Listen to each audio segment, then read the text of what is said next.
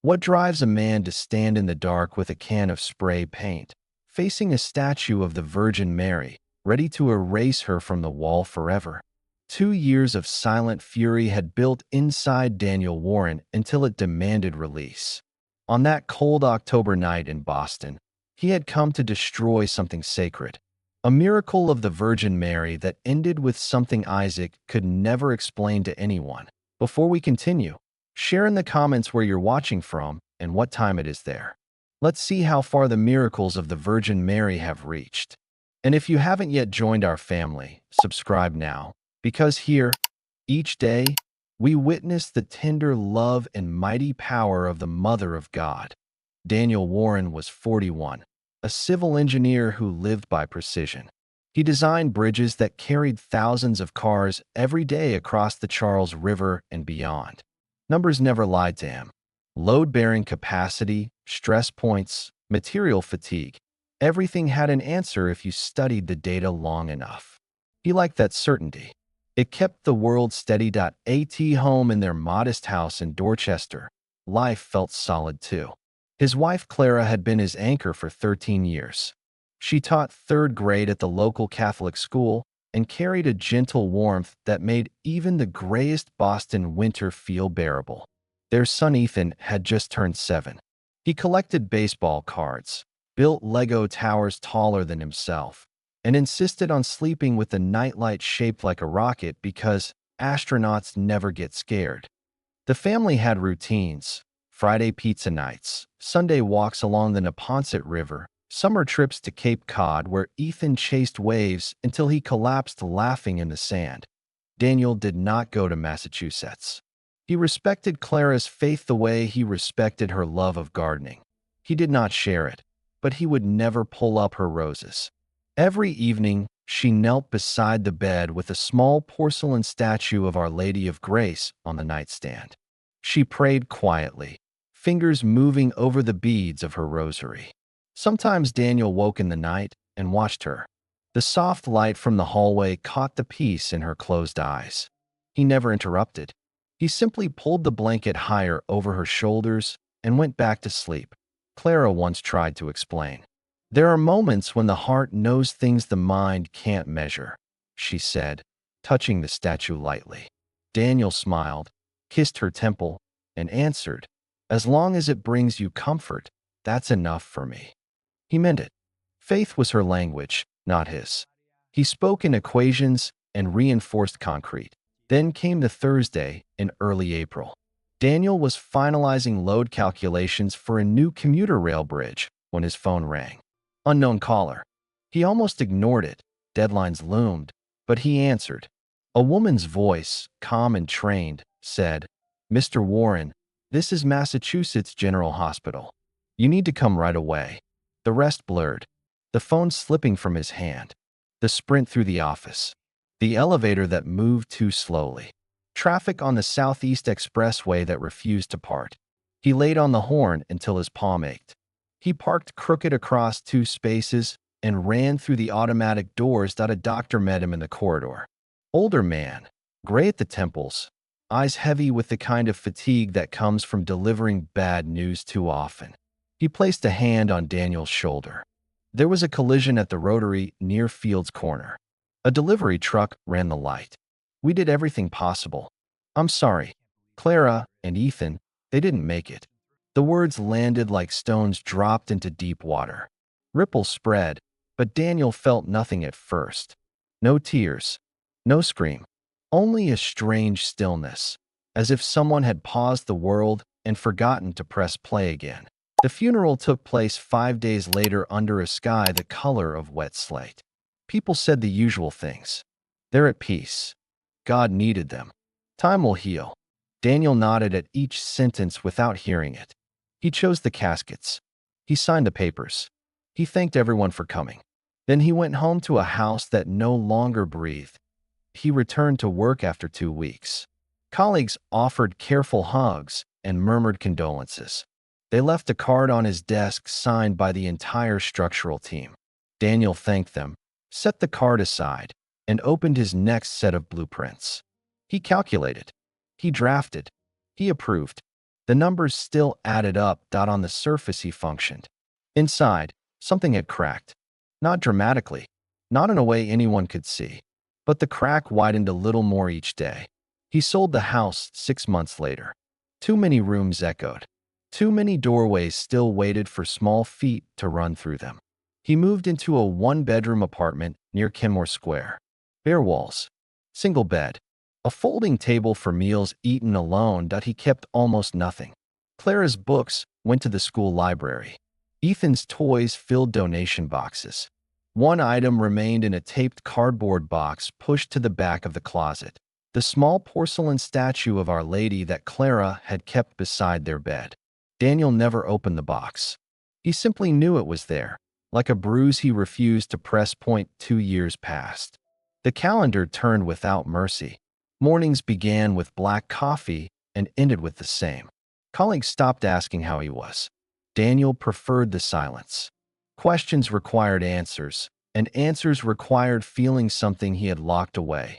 The rage arrived quietly at first. A tightness when he passed the church on Commonwealth Avenue. A flash of heat when he heard someone say, "Thank God," in the break room. He never spoke it aloud. He carried it instead, layer by layer, until it filled every empty space inside him. The apartment suited Daniel's new life. One bedroom overlooked a brick wall. Kitchenette with a microwave that hummed too loud. He ate takeout from the Thai place on Beacon Street or microwave frozen dinners. No dog to walk. No child to read bedtime stories to. Nights stretched long. He lay on the bed and stared at the water-stained ceiling until sleep came. One evening after a 12-hour day, he pulled the taped box from the closet. Dust covered the top. He cut the tape with his pocket knife. Inside lay Clara's porcelain statue of the Virgin Mary. 3 inches tall. White robe. Blue mantle draped over one shoulder. Hands open in welcome. Gold paint flecked the edges from years of handling. Daniel held it. The weight felt heavier than plastic should. He remembered Clara's fingers tracing the face each night. "Where were you?" he whispered. His voice filled the empty room. He set the statue back in the box and shoved it deeper into the closet. The door clicked shut. Days turned to months. Daniel noticed the world differently. The parish church on his walk to the T station, St. Catherine of Alexandria, built in 1905 from granite blocks, he could calculate the compressive strength of. Women in the lobby made the sign of the cross after morning. Massachusetts men nodded at the statue in the niche outside. Each time, Daniel's jaw tightened. He passed a billboard for a healing service at the Cathedral of the Holy Cross. Miracles still happen. He turned away fast. At work, the break room TV played news of a local family thanking God after a fire. The mother clutched a rosary. "Thank God we got out." Daniel gripped his coffee mug until the plastic cracked. Thank God for what? He walked out without a word. The questions piled up inside. Why did Clara pray every night if it changed nothing? Why did Ethan die at 7, full of plans to play shortstop for the Red Sox? The engineer in him sought data. Cause: truck at 55 miles per hour hit a wet road.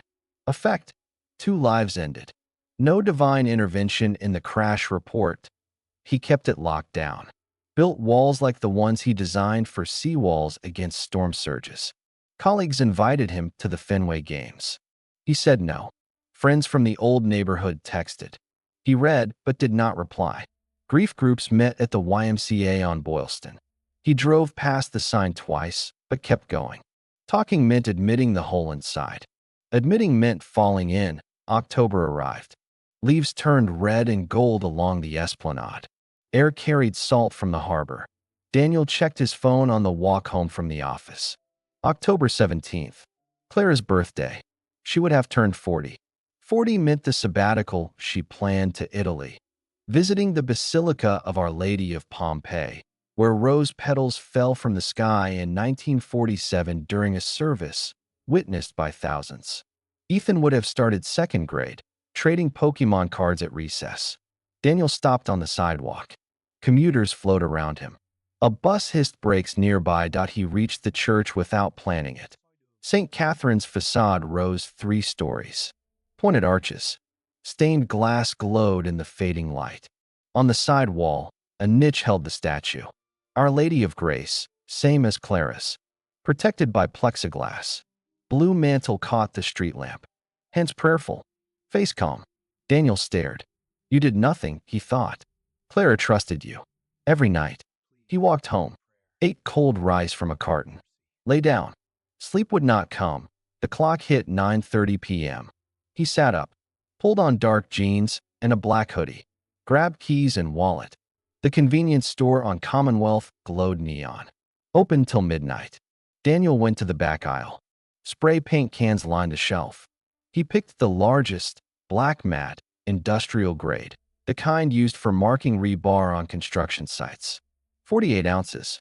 Enough to cover the whole wall. Cashier scanned it. $9.99.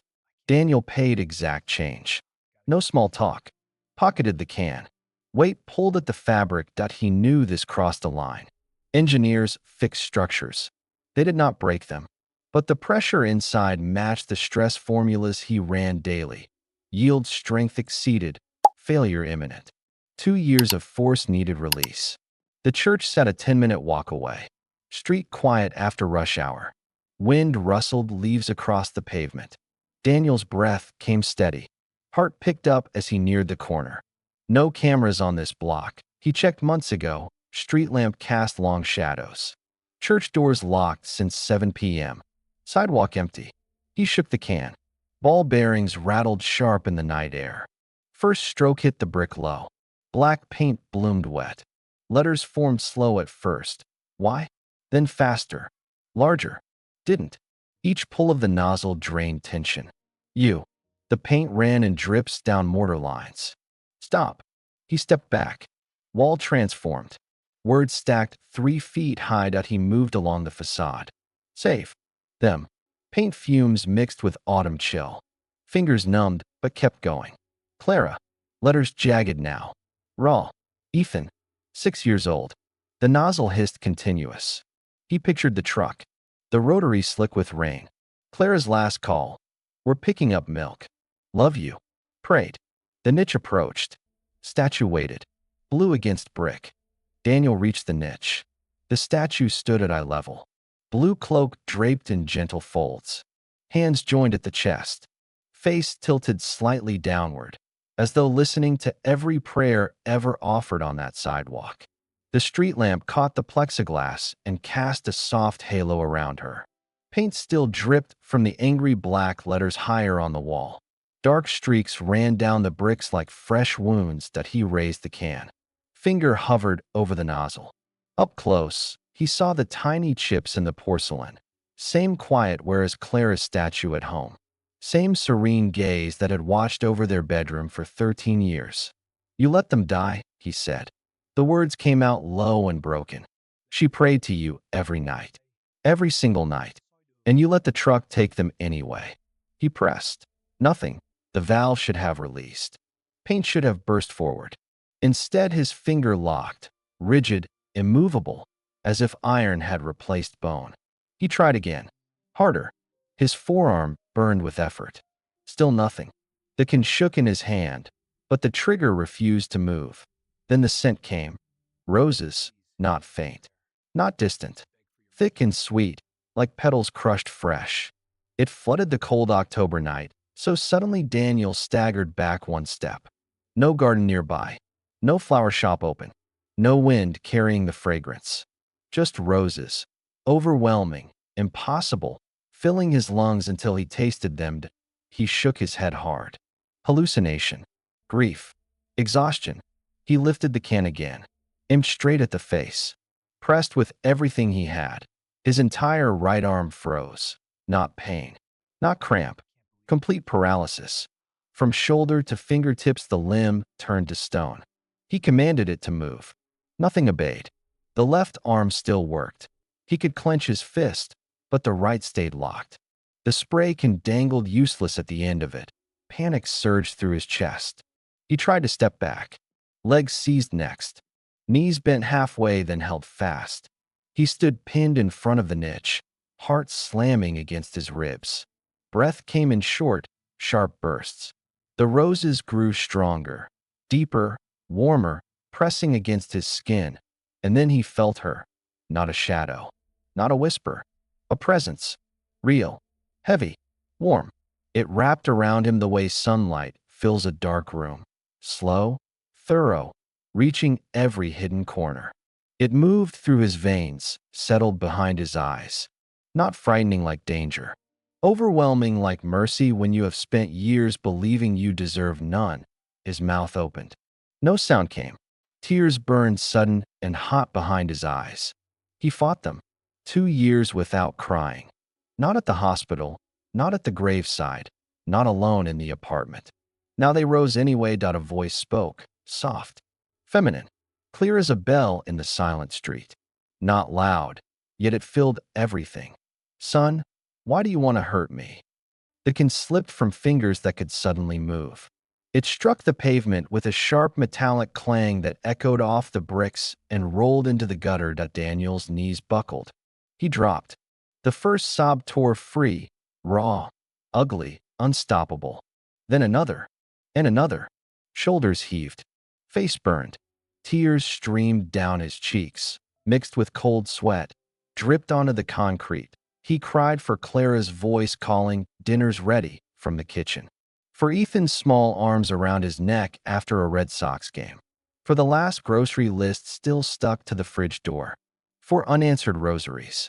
For the rage he had fed instead of the grief he should have carried to the cross. Everything poured out there, on the sidewalk, under the gaze of the statue that had not moved, had not flinched, had simply waited. He does not know how long he stayed. Minutes. Longer. Time dissolved into sobs and the fading scent of roses. The presence remained, steady, patient, never withdrawing. Slow footsteps approached from the rectory door, slippers on stone. Careful, unhurried. Father Gabriel, 73, white hair thin, shoulders curved from decades of listening, stopped a few paces away. He saw the wall first. Words of pain and accusation sprayed in furious black across bricks he had tended for 40 years. Then he saw the man, kneeling, empty hands, face streaked and shining with tears, body shaking with cries that had waited too long. The priest did not shout. He stepped closer, knelt with a small grunt of stiff joints, laid one calm hand on Daniel's trembling shoulder. "My son," he said quietly. "What happened here?" Daniel lifted his head, eyes red, voice cracked. "I came to destroy it. All of it. But I couldn't. Something stopped me." Father Gabriel looked up at the statue. Not one drop of paint had touched her. The plexiglass remained clear. The porcelain face looked down unchanged. "What stopped you?" the priest asked. Daniel opened his mouth, closed it. "How do you explain roses in October? A voice without a body. A presence that held you when your own arms could not?" He shook his head. "I don't know," he whispered. "I don't know." Sirens approached from Commonwealth Avenue. Blue lights flashed across the wet bricks. 2 patrol cars pulled up. A pedestrian across the street had called it in, vandalism in progress. Officers stepped out, hands near belts, eyes scanning the scene. They saw the wall covered in black paint, words sharp and accusing. They saw the spray can on the ground. They saw Daniel still on his knees, shoulders shaking. Father Gabriel beside him. One officer spoke first. "Sir, stand up slowly. Hands where I can see them." Daniel rose unsteadily, legs numb from kneeling, hands open and empty. Paint stained his fingers black. Tears still tracked his face. Father Gabriel stood too, slower, joints protesting. He stepped forward. "Officers, please. This doesn't need to end in handcuffs." The younger officer frowned. "Father, the whole side of the church is tagged. That's criminal damage." "I know what it looks like," the priest said calmly. "But look at him. Really look." The officers did. They saw a man in his 40s, eyes hollow from lack of sleep, face raw from crying, body spent as if he had run miles. No fight left. No threat. "He's hurting," Father Gabriel continued. "Deeply. Taking him downtown tonight won't fix that. It will only add weight to what he already carries. Let me keep him here. He'll make it right. He'll clean every brick himself. I'll answer for him." The older officer rubbed the back of his neck, looked at his partner, then at the pedestrian still watching from the curb, arms crossed. Silence stretched. Finally, the older one sighed. "We'll need a statement. And if anything like this happens again, it won't," Daniel said. Voice hoarse but firm. First clear words he had spoken since the voice in the night. Father Gabriel nodded. "No charges. Just help." The officers exchanged another glance. Radioed it in. Took basic details. Left without cuffs. The cars pulled away. Lights faded. The street returned to quiet. Father Gabriel turned to Daniel. "Come inside. You need something warm." The sacristy sat behind the altar, small room with worn wooden chairs, a kettle on a side table, shelves of old missals and hymnals. Smell of incense lingered in the air. The priest filled the kettle, clicked it on, pulled 2 mugs from a cupboard. Daniel sat on the edge of a chair. Hands still trembled slightly, pain under his nails. He stared at them. The kettle boiled. Father Gabriel poured tea, strong, with milk and sugar without asking. Placed the mug in Daniel's hands. "Drink.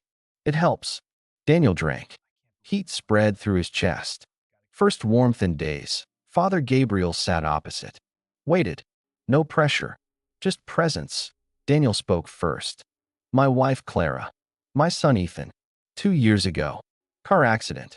Truck ran the light." The priest listened. Eyes kind. No interruption. "Clara was Catholic," Daniel went on. "Prayed the rosary every night. That statue on the nightstand, same as the one outside. I didn't believe. Still don't know if I do. But I respected it. Let her have that peace." He paused. Sipped the tea. "Today would have been her 40th birthday. I walked past the church. Saw the statue. Something snapped. All the anger I'd carried, 2 years of it, came out. I wanted to prove it was all empty. That no one was listening." Father Gabriel nodded slowly. "I couldn't finish it," Daniel said. "At the statue. I tried. Then roses. Out of nowhere. Strong. Like summer in the middle of October. My arm wouldn't move. Like it wasn't mine anymore. Then I felt something. Someone. All around me. Holding me up when I couldn't stand." He looked up. A voice. Clear. A woman's voice. She said, "Son, why do you want to hurt me?" Father Gabriel's eyes softened. He did not smile or dismiss. Just listened. "I dropped the can. Fell apart. First time I've cried since the day they died." Silence settled. Comfortable. Not empty. "Do you think it was real?" Daniel asked finally. "Or just my mind breaking?" The priest leaned forward. "I think something real happened to you tonight. You came here full of rage. Now you sit here with tears and tea. Something touched you. That's what matters." Daniel stared into the mug. "I still don't know if I believe. In God. In her. In any of it." "That's all right," Father Gabriel said. "You don't have to know tonight. Faith isn't a test you pass or fail in one moment. It's a road. Sometimes you walk it in darkness. Tonight you stopped walking away. That's the first step." Daniel looked at him. Really looked. An old man who carried his own weight but still made room for others. "I don't know where this road goes," Daniel said. "None of us do," the priest replied. "But you're not walking it alone anymore." Outside, the night settled deeper.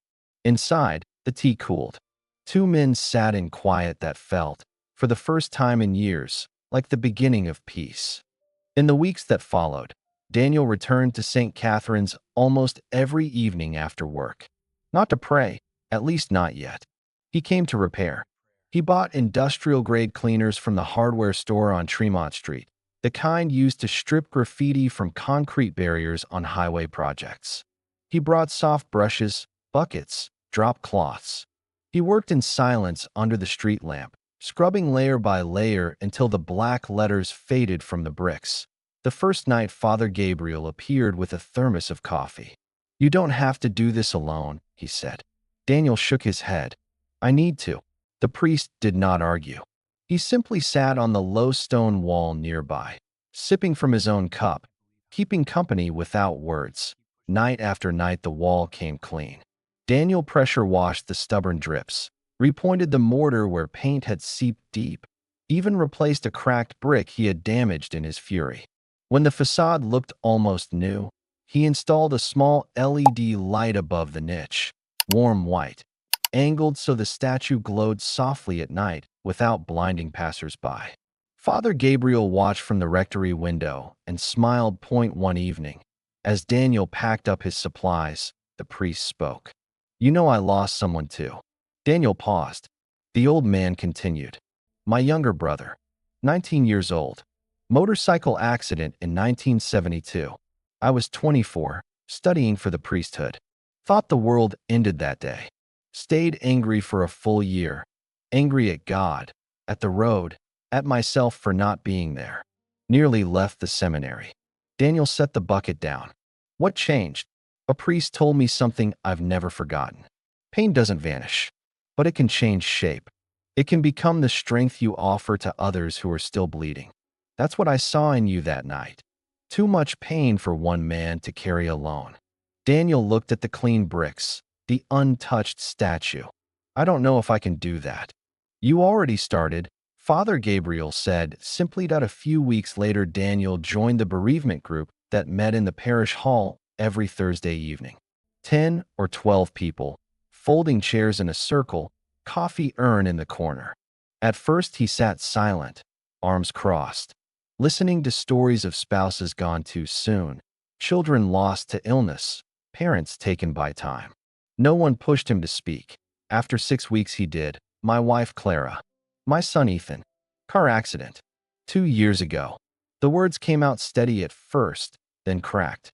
He told about the Thursday phone call, the hospital corridor, the empty house, the rage that grew like rust on steel, the night with the spray can, the roses, the voice. When he finished, no one laughed. No one called it imagination. They simply nodded. One woman reached over and squeezed his hand. "Thank you for telling us," she said. "It helps to hear." Talking hurt less than silence. Sharing carried more weight than hiding.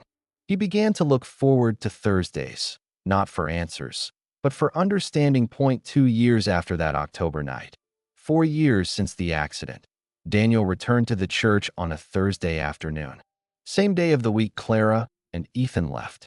Sun low in the sky, orange light pouring through the stained glass, painting the floor in reds and golds. He walked to the side wall. Bricks clean, mortar fresh, niche shining under the light he had installed. The statue waited. Blue mantle, joined hands, serene face. Daniel lit a small white votive candle from the stand nearby, placed it among the others already burning, each one someone's quiet hope or remembered sorrow. He knelt on the cold stone. "I still don't know if all of this is real," he said softly. "God, you, miracles, I still don't know. But I know something stopped me that night. Something bigger than my anger. And whatever it was, thank you for not letting me destroy what Clara loved." The candle flame flickered, perhaps from his breath, perhaps from a draft through the open door, or perhaps something more. He stood. Father Gabriel appeared at the side entrance, surprised. "Daniel, I didn't expect you today." "I needed to come," Daniel said, "to make peace. For real this time." The priest smiled. "And did you?" Daniel thought for a moment. "I think I'm closer than I was 4 years ago." They walked together toward the front doors. Sun had set. First stars appeared above the Boston rooftops. "You know what Clara would say if she saw me here?" Daniel asked. "Lighting candles. Talking to a priest." "What?" She'd laugh. That soft laugh she had. Then she'd say, "I always knew you'd end up here. I just didn't know it would take so long." Father Gabriel chuckled. "She sounds like a wise woman." "She was," Daniel said, "the wisest person I ever knew. I spent 2 years angry at the world because she was gone.